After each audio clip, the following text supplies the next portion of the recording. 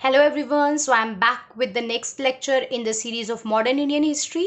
तो हम लोग नेक्स्ट क्लास में देख चुके थे कि डच के बारे में और इंग्लिश के बारे में। तो पोर्तुगीज, डच और इंग्लिश कैसे आए, कैसे सेटल हुए, ये बेसिक कहानी हम लोग देख चुके हैं।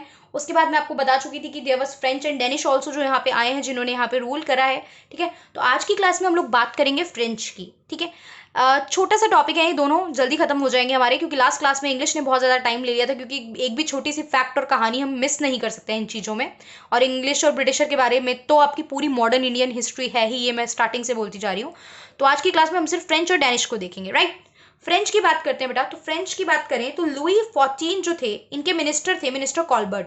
उन्होंने फाउंड करी एक कंपनी, कैंपनी डेस इंडेस ओरिएंटल्स। इन्होंने एक कंपनी फॉर्म करी, इसका नाम है, ये फ्रेंच की ईस्ट इंडिया कंपनी आप कह सकते हो। ठीक है, इन्होंने एक कंपनी फॉर्म करी और कंपनी को 50 साल की मोनोपोली दे दी गई। देखो, आई क्यों फ्रेंच कहानी, ये बताने की जरूरत नहीं है। जो जिस रीजन से बाकी सब आ रहे थे, उसी रीजन से फ्रेंच आया है, टू कमर्शियल पर्पज में पार्टिसिपेट करने के लिए, टू गेन द प्रॉफिट। ठीक है, इसी सब रीजन से यहाँ पे जैसे बाकी पोर्तुगीज आए थे, डच आए थे और इंग्लिश आए थे, उसी रीजन से फ्रेंच भी आए। तो अगेन मैं बार बार वो सेम कहानी यहाँ पे रिपीट नहीं कर रही हूँ। इसके जो फैक्ट्स हैं बस वो हम एक बार यहाँ पे देख लेते हैं सारी चीजें। तो आपको पता चला कि कौन सी कंपनी, जो लुइस फोर्टीन के मिनिस्टर थे कॉलबर्ट, उन्होंने कंपनी बनाई कैंपेन दिस इंडिस ओरिएंटल्स, जो फ्रेंच की ईस्ट इंडिया कंपनी आप लोग कह सकते हो। इसे 50 साल की मोनोपोली मिली फ्रेंच में ट्रेड की। ठीक है, कि फ्रेंच ट्रेड हो सकता है इंडियन और पैसिफिक ओशियन में, 50 साल के लिए आपको मोनोपोली है कि आप कंपनी हो, आप जाओ और आप जाके ट्रेड करो। अब 1667 में एक पर्सन थे, फ्रांसिस कॉरन, जिन्होंने फैक्ट्री लगा दी सूरत में। जिन्होंने फैक्ट्री लगा दी सूरत में। कहाँ फैक्ट्री लगी इनकी? सूरत में फैक्ट्री लगी। इतनी बात हमें पता चल गई। उसके बाद मैरकारा एक पर्शियन थे, जो कैरन के साथ आए थे, जो फ्रांसिस कैरन के साथ आए थे, इन्होंने भी एक और फैक्ट्री लगा दी मसूलीपट्टनम में 1669 में। तो पहली फैक्ट्री बेटा कहाँ लगी? पहली फैक्ट्री लगी 1667 में। किसने लगाई? फ्रांसिस कैरन ने, सूरत में। दूसरी फैक्ट्री कैरन के साथ आने वाले एक पर्शियन पर्सन थे, मैरकारा, इन्होंने कहाँ लगाई? मसूलीपट्टनम में 1669 में। इतनी बात भी हमें समझ में आ गई। उसके बाद बात करते हैं 1673 में। 1673 में आप सहिस्ता खान याद है ना आपको, जो आपके क्या थे, ये सूबेदार थे बंगाल के, मुगल को जो रिप्रेजेंट कर रहे थे। इनसे परमिशन ली, क्योंकि वहां पे अगर फैक्ट्री लगानी है तो जो वहां के रूलर गवर्नर होंगे उनसे परमिशन लेनी है ना। अब आप सोचो इन्होंने भी सहिस्ता खान से क्यों ली? बेटा, जो जिस जगह फैक्ट्री लगाओगे वहां का जो रूलर होगा, अभी आप लोग हम पे रूल नहीं कर रहे हो, ब्रिटिशर हम पे रूल नहीं कर रहे हैं, तो इनको पहले क्या करना पड़ेगा? इनको पहले वहां के लोकल रूलर से परमिशन लेनी पड़ेगी। तो इन्होंने परमिशन ली कि ये फैक्ट्री लगाएं कहाँ। ठीक है, टाउनशिप स्टैब्लिश करे कहाँ पे? चंदर नगर, कैलकाटा के पास में है जो वहां। अब इनके लिए जो मेन ट्रेड सेंटर था, जैसे गोवा हमने देखा था ना, किसके लिए? पोर्तुगीज के लिए, कि गोवा बहुत इंपॉर्टेंट सेंटर बन चुका था। इसी तरीके से इनका जो मेन सेंटर बन चुका था, दैट वाज पौंडीचेरी। इनके लिए बहुत इंपॉर्टेंट रहा पौंडीचेरी। 1673 में जो शेर खान लोधी थे, अब शेर खान लोधी कौन थे? ये थे गवर्नर ऑफ वलीकोंडपुरम। बीजापुर के जो सुल्तान थे, वहां के जो गवर्नर थे, ठीक है, उनके अंडर ये कौन थे? शेर खान लोधी थे, ये गवर्नर थे वलीकोंडपुरम के। क्लियर? क्या थे शेर खान लोधी? गवर्नर थे वलीकोंडापुरम के। किसके अंडर आते थे? बीजापुर के सुल्तान के अंदर आते थे। इतनी बात हमने देखी। इन्होंने फ्रांसिस मार्टिन को परमिशन दे दी फैक्ट्री लगाने की। क्लियर? फ्रांसिस मार्टिन को परमिशन दे दी थी फैक्ट्री लगाने की। 1674 में पौंडीचेरी फाउंड हुआ। ठीक है, फ्रेंच के इंपॉर्टेंट ट्रेड सेंटर माहे, कारिकल, बालासोर, कासिम बाजार वगैरह बन चुके थे अब तक। अब 1693 में क्या हुआ बेटा? फ्रेंच के लिए थोड़ा सा सेटबैक आया यहाँ पे, सॉरी, हाँ, फ्रेंच के लिए थोड़ा सा यहाँ पे सेटबैक आया।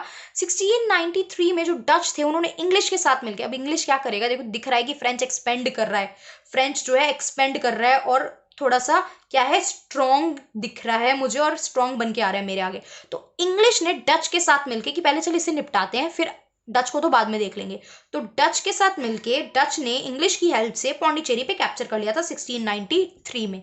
अब पौंडीचेरी जो फ्रेंच के लिए इंपॉर्टेंट ट्रेड सेंटर था, उनके हाथ से जाना उनके लिए थोड़ी प्रॉब्लमेटिक बात हो गई थी।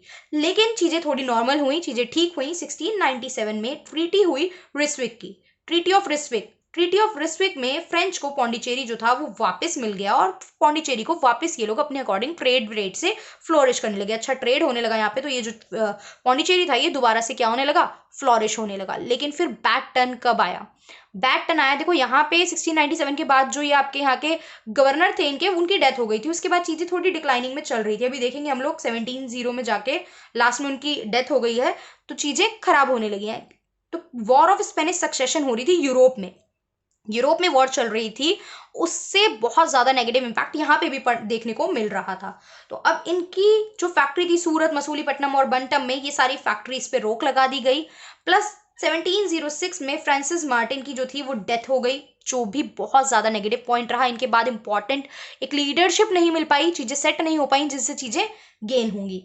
ठीक है, उसके बाद अभी बहुत सारी हम लोग एंग्लो फ्रेंच राइवलरी देखेंगे। एंग्लो फ्रेंच राइवलरी में नेक्स्ट क्लास में प्रॉपर एक वीडियो सिर्फ इसी के लिए बनाऊंगी, एंग्लो फ्रेंच राइवलरी की, जिसके थ्रू हम सारी कार्नेटिक वॉर देखेंगे। क्योंकि French was never weak, French कभी भी इंग्लिश के आगे वीक नहीं थे, कैसे इन्होंने स्ट्रॉन्ग टक्कर दी है ये बहुत डिटेल में हम लोग इसको पढ़ के चलेंगे, कार्नेटिक वॉर, तीनों कार्नेटिक वॉर के थ्रू।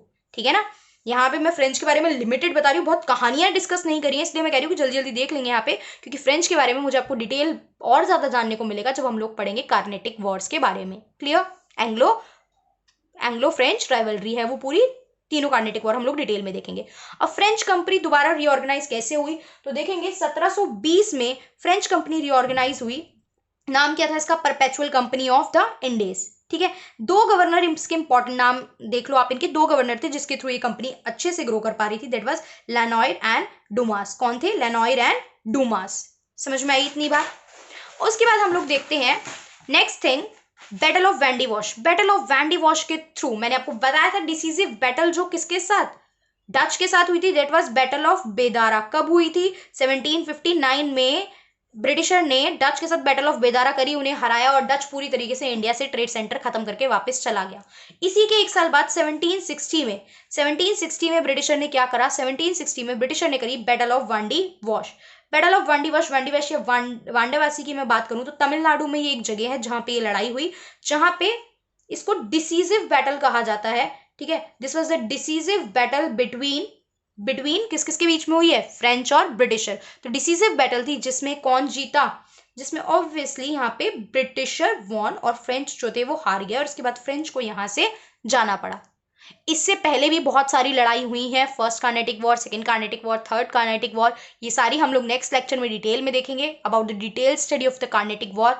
ड्यूप्लिएक्स का रोल, लोकल रूलर क्या रोल प्ले कर रहे थे, कौन सा लोकल रूलर किसको सपोर्ट कर रहा था, कौन फ्रेंच के सपोर्ट में था, कौन ब्रिटिशर के सपोर्ट में था, राइट। ये भी बहुत इंपॉर्टेंट टॉपिक है हमारे। उसके बाद बात करते हैं डेन्स की। आपने अब तक क्या क्या देखा है, कौन कौन लोग यहाँ पे आ गए हैं, तो अगर मैं सीक्वेंस की बात करूँ तो आप मुझे सीक्वेंस बताएंगे। तो सबसे पहले कौन आए थे, पोर्तुगीज, सबसे पहले आने वाले और सबसे लास्ट में जाने वाले वाज द पोर्तुगीज। ऑपरेशन विजय के थ्रू इन्हें यहाँ से हटाया गया था। पोर्तुगीज के बाद में बात करूँ तो डच आए, फ्लोरिश करा। ठीक है, बहुत सारी जगह पे फैक्ट्रीज लगाई, डिक्लाइन होना स्टार्ट हुआ। इनकी खुद की गवर्नमेंट बार बार इंटरफेयर कर रही थी तो जिससे बहुत प्रॉब्लम हुई, कुछ इनकी लड़ाइयाँ हुई और बाद में बैटल ऑफ बेदारा के थ्रू इन्हें भी यहाँ से ब्रिटिशर्स के साथ लड़ाई करके हार के यहाँ से जाना पड़ा इन 1759। उसके बाद बात करते हैं इंग्लिश की। इनके जाने की तो बात ही नहीं है कोई, ये आए, बहुत सारी लोकल लड़ाइयाँ करी। इनिशियली इनको बहुत प्रॉब्लम हुई सेट होने में, बट लेटर ऑन यहाँ पे सेट हो गए। लोकल रूलर्स के बारे में जान गए, कैसे उनको फ्लैटरिंग बटरिंग करके मनाना है, कैसे डिप्लोमेसी चलनी है, कैसे अदर यूरोपियंस पावर को हरा के यहाँ से भगाना है, ये सब बहुत अच्छे से यहाँ पे करके चल रहे थे। उसके बाद इनको टक्कर देने वाले जो थोड़े से आए हैं, दैट वाज फ्रेंच। टक्कर के लोग थोड़े मैदान में मिले, इनसे लड़ाइयाँ हुई, तीन कार्नेटिक वॉर की सीरीज देखेंगे। ठीक है, लोकल रूलर्स के साथ फ्रेंच भी ट्रीटी अलायंस बना के चल रहे थे। फ्रेंच के जो टीपू सुल्तान वगैरह के साथ फ्रेंच के भी अच्छे जो रिलेशन बन रहे थे यहाँ पे, तो बहुत सारी चीजें हम देख के चलेंगे। तो फ्रेंच की मैं बात करूँ तो फ्रेंच को भी बैटल ऑफ वांडी वॉश के थ्रू हराया 1760 में और फ्रेंच को भी यहाँ से एट लास्ट जाना पड़ा। उसके बाद बात करेंगे डेन्स की। डेन्स मैंने बताया आपको बेटा 1620 में डेन्स ने अपनी इंडिया में सेटलमेंट करी। तंजौर डिस्ट्रिक्ट में इन्होंने क्या करा, यहाँ पे एक फैक्ट्री स्टैब्लिश कर ली। ठीक है, अपनी फैक्ट्री स्टैब्लिश करी। They are not here for कि पावर गेन करने के लिए, कमर्शियल ट्रेड तो कर रहे थे बट इतना ज़्यादा इन्हें नहीं था कि मुझे इसे भी लड़ना है, मुझे इससे भी लड़ना है, मुझे इसे भी हराना है, नहीं। तो बेसिकली मिशनरी एक्टिविटीज़ पे बहुत ज़्यादा ये जाने जाते हैं, अपनी मिशनरीज एक्टिविटीज़ के लिए, ना कि ये ट्रेड एंड कॉमर्स के लिए इतने ज़्यादा यहाँ पे फेमस है। और 1845 में जब चीज़ें सब प्रॉब्लमेटिक चल रही थी तो ब्रिटिशर को इन्होंने अपनी फैक्ट्रीज जो थी वो बेच दी। तो ब्रिटिशर के लिए ये भी यहाँ से एक तरीके से बिल्कुल हट गए थे, एलिमिनेट हो गए थे। समझ में आई बात। पोर्तुगीज के साथ रिलेशन अच्छे बना लिए, मैरिज अलायंस कर ली। डच और फ्रेंच को लड़ाई करके यहाँ से भगा दिया। डेनिश लोग खुद ही इतना लड़ाई वड़ाई में इंटरेस्टेड ही नहीं थे, तो पार्टिसिपेट ही नहीं करते थे इतना ज़्यादा एडमिनिस्ट्रेटिव में, नॉर्मल अपना छोटा मोटा काम कर रहे थे। तो इन्होंने खुद अपनी फैक्ट्री ब्रिटिशर को बेच दी। तो सोलो पावर कौन है यहाँ पे? सोलो पावर हमारे पास सिर्फ अब बचे हैं ब्रिटिशर्स। ठीक है, तो ब्रिटिशर्स क्या कर रहे थे ये सारी कहानी अब हमें डिटेल में देखनी है। तो दैट्स ऑल फॉर टुडे। हम लोगों ने एडवेंट ऑफ यूरोपियन की कहानी यहाँ पे खत्म कर ली है। अगली क्लास में हम लोग इसी में एंग्लो फ्रेंच राइवलरी के ऊपर सेपरेट प्रॉपर वीडियो में क्रिएट करूंगी, जिसमें हम लोग सारी कार्नेटिक वॉर कवर करेंगे। उसके बाद से हम लोग ब्रिटिशर्स के बारे में स्टेप बाय स्टेप सारी चीज़ें देखना स्टार्ट कर देंगे। Thank you for watching.